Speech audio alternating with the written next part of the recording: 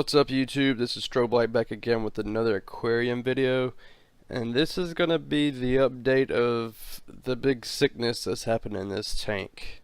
If you watched the last video, the Fungus Among Us video, I thought that was pretty cheesy, but still.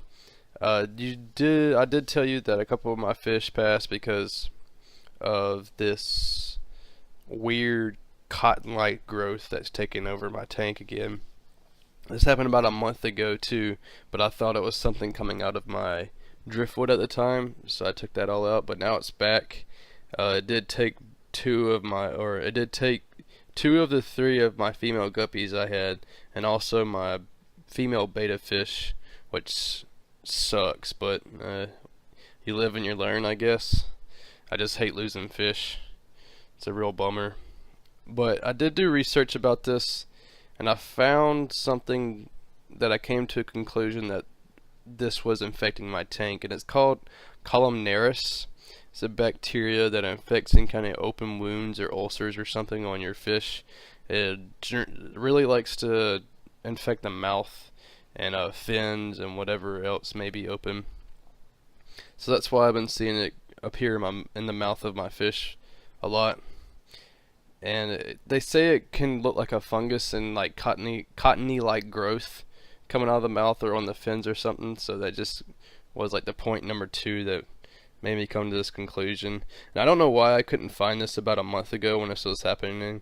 I guess I didn't really pay attention to what was happening to my fish enough. I just quickly assumed it was something leaching out of the driftwood.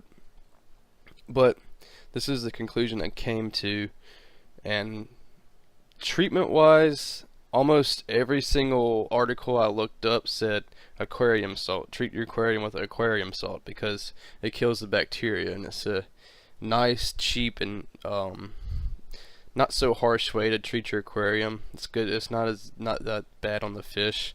So I went and picked up some aquarium salt, and I believe that's probably a tool that anybody needs for keeping freshwater aquariums, is just to keep your water healthy and safe and whatnot, and keep your fish disease free.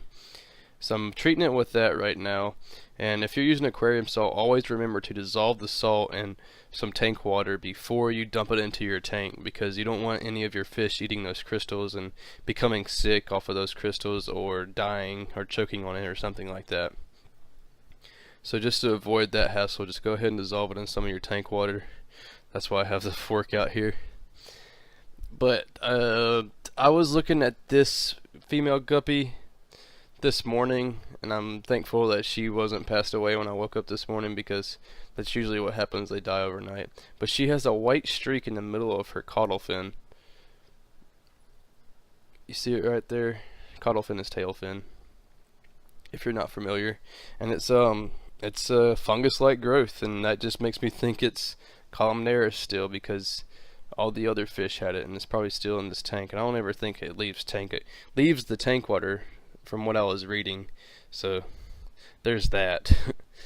So if you have any kind of like UV filtration or something, use that, because it disinfects the water essentially.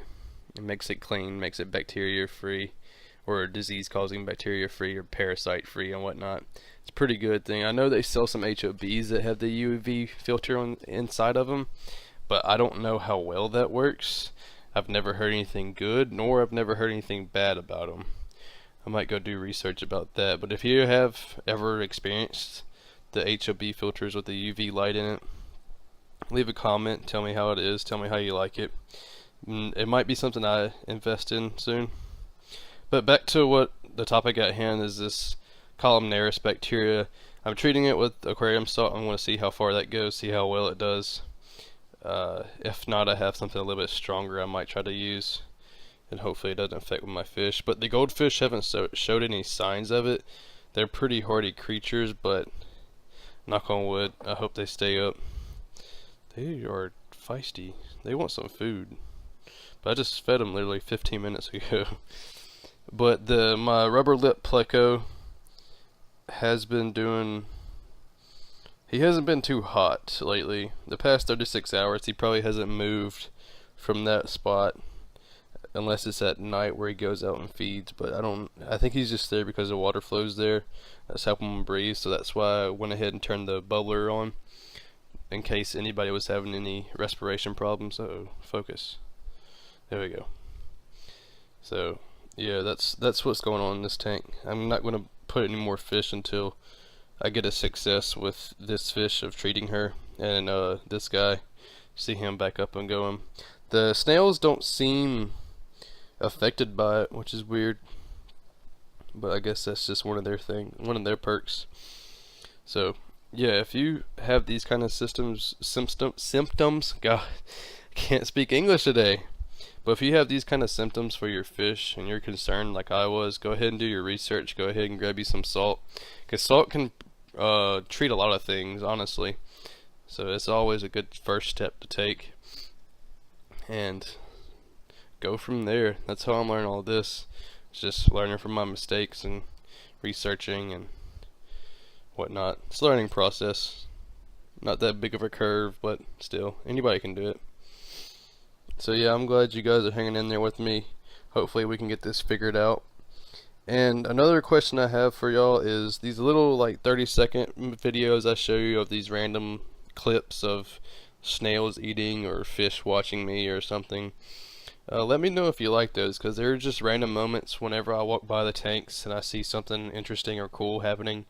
I like to take a little clip of it real fast and post it and just share it with y'all, because I think they're cool clips. I like watching them. I like watching how things eat and interact and whatnot. So let me know if you like those, and I'll keep on doing that. I think it's pretty cool. Just a cool thing of the day or whatnot.